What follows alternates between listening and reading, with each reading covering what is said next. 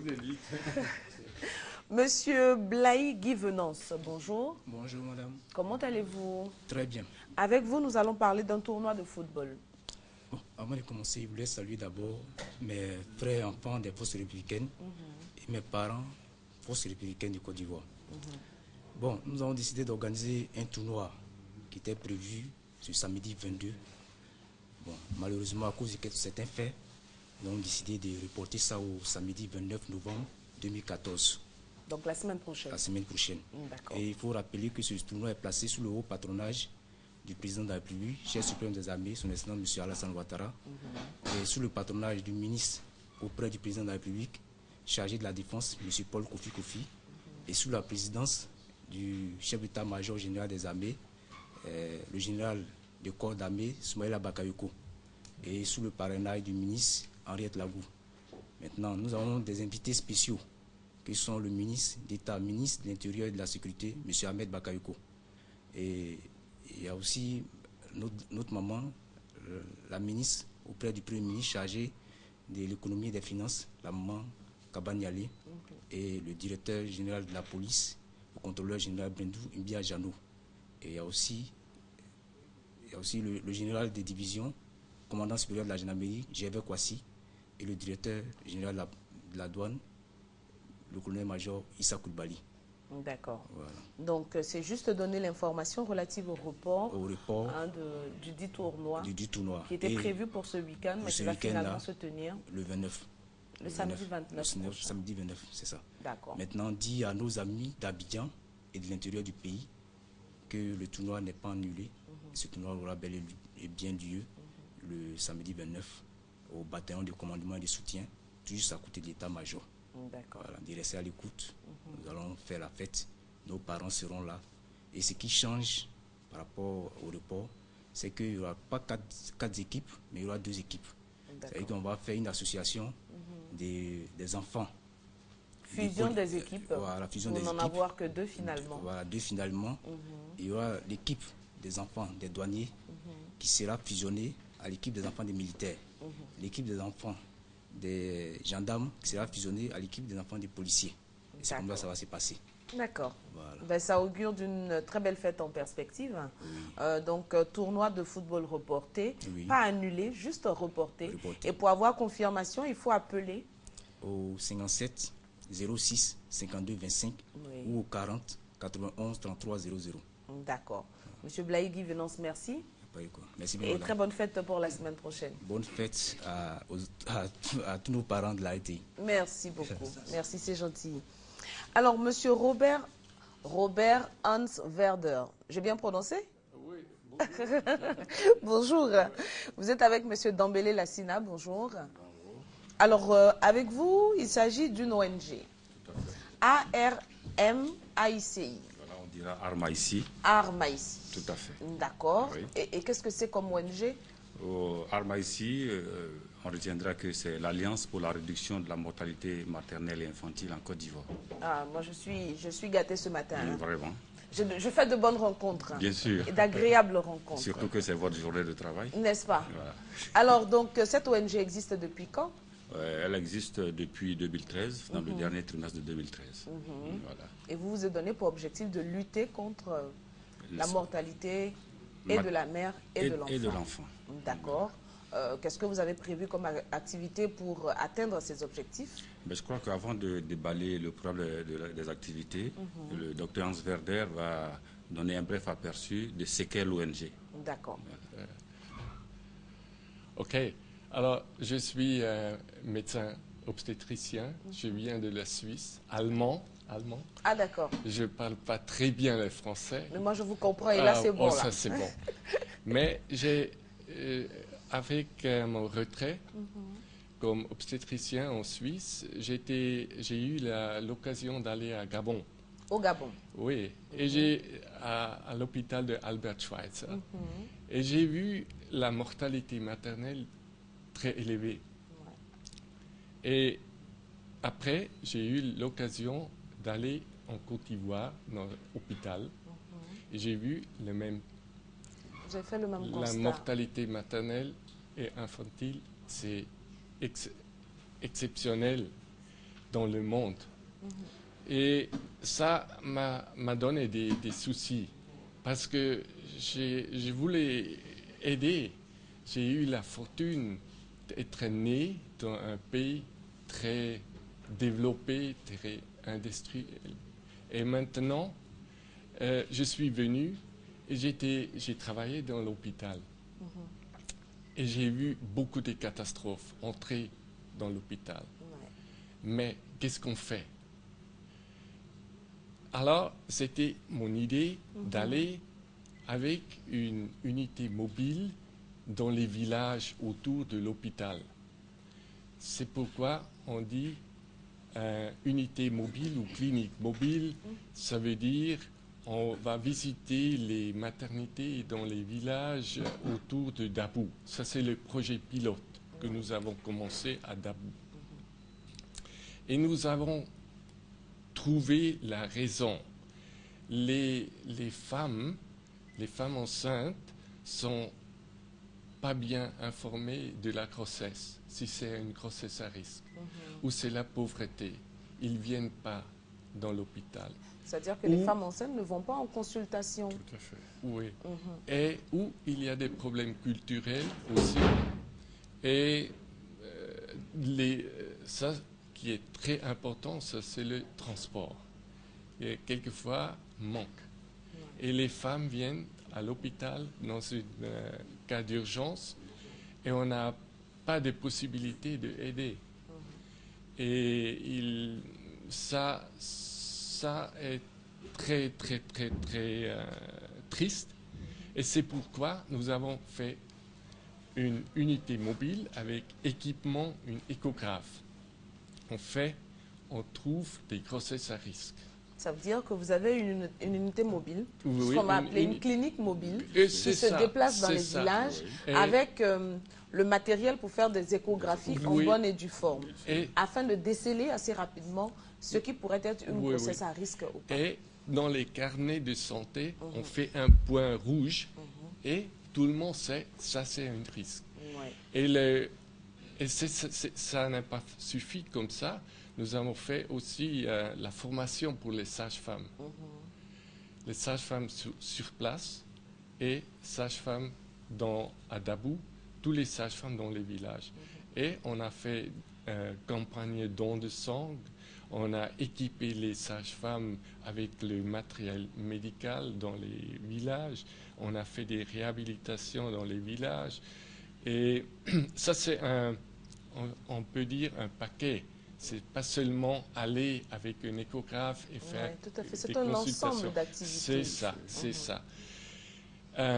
Et maintenant, c'était avec un grand succès.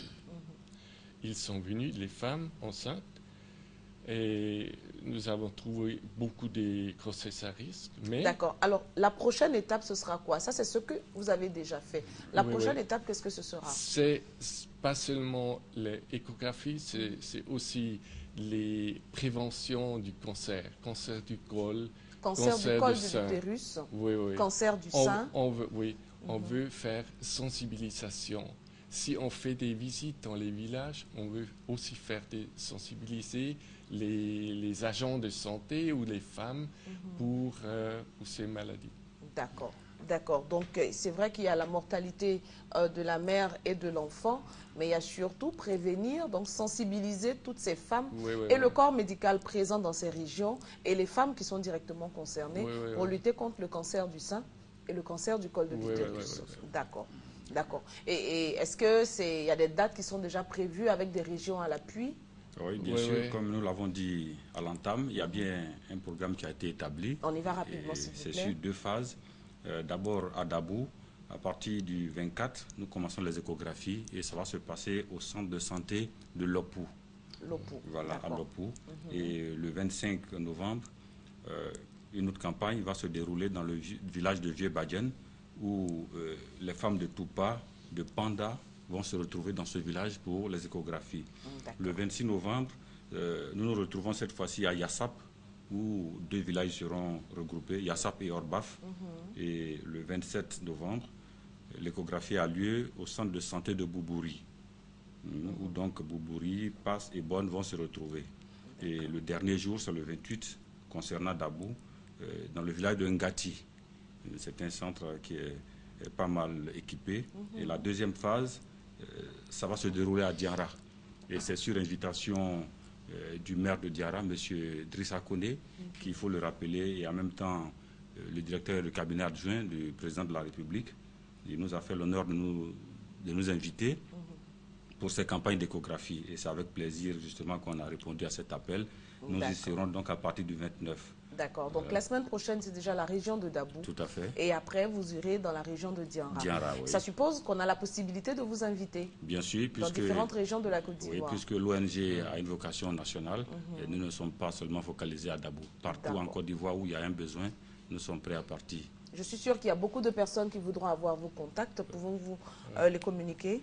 Alors, pour nous contacter, il faut faire le 58 73 28 82. D'accord. Ou le 58 01 44 91. D'accord. Je reprends les numéros pour que vous puissiez bien les noter. 58 73 28 82 ou 58 01 44 91. Bien sûr. À monsieur Dr Robert Hans Werder, merci beaucoup.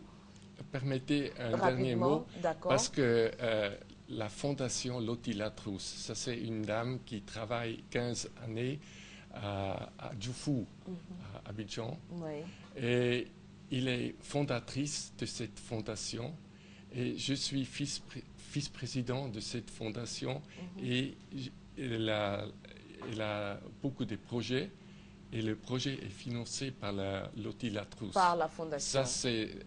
Et ça c'est la vision, ça c'est le projet pilote à Dabou et ça c'est le projet dans le pays entier.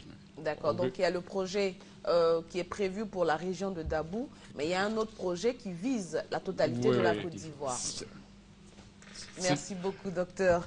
Merci, mais vous parlez très bien français. Ah, merci beaucoup, merci beaucoup. Monsieur Dambélé Lassina, merci à vous également. Oui, merci. Merci pour toutes ces activités qui vont contribuer à sauver des vies ici en Côte d'Ivoire. Merci à vous de nous avoir reçus. C'est un plaisir. On voudrait terminer par dire grand merci donc au maire de Diarra, comme on l'a dit tantôt. On l'a déjà fait.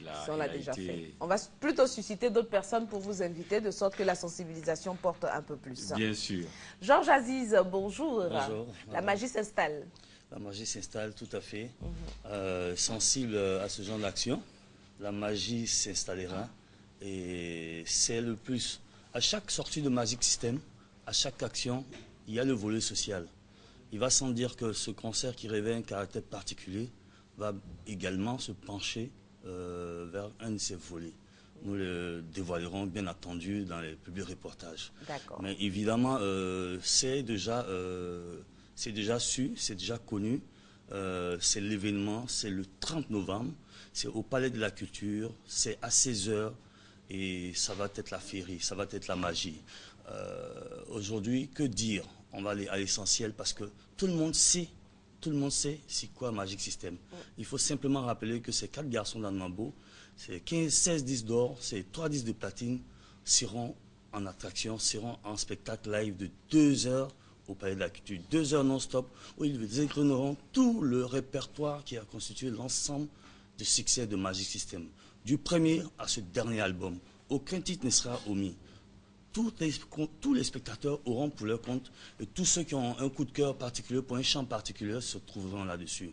Il va sans dire que pour y accéder, pour être privilégié à ce spectacle, il va falloir simplement s'acquitter de 5 000 francs et de 10 000 francs au point de vente qui sont les suivants.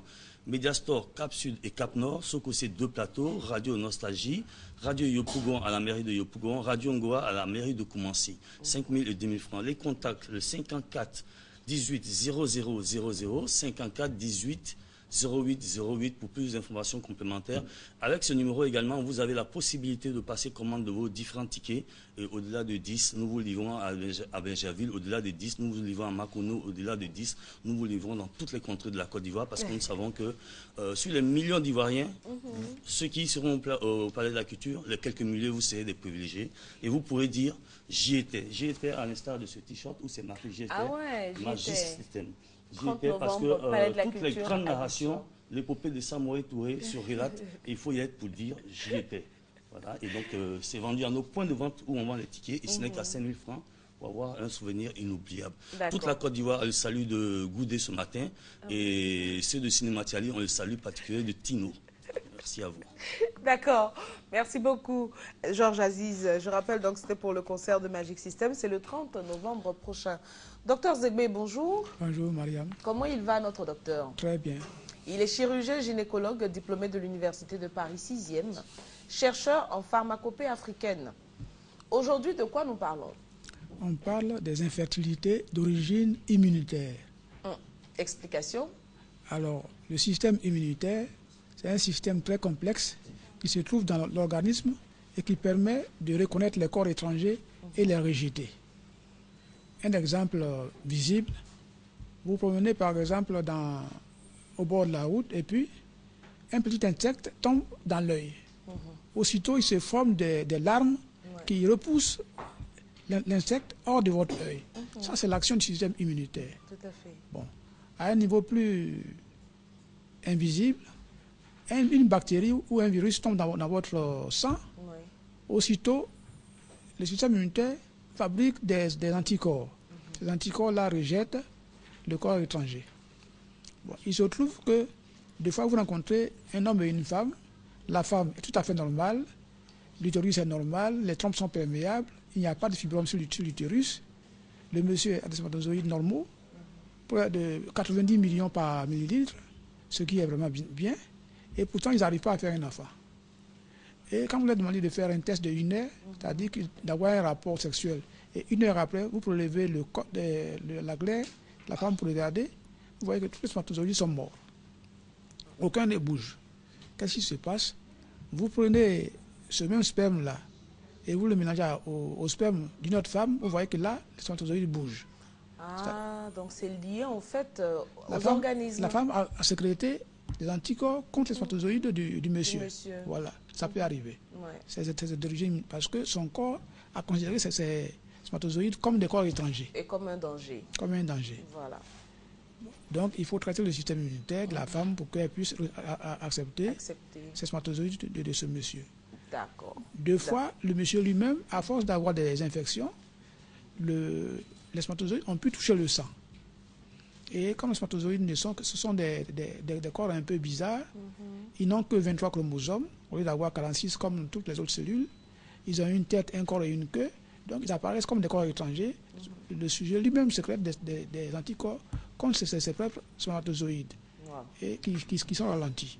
Et vous avez la solution à ça? Il y a une solution à cela. D'accord. Oui. Où est-ce qu'on peut vous retrouver pour avoir les solutions pour toutes les personnes qui sont confrontées à ce problème?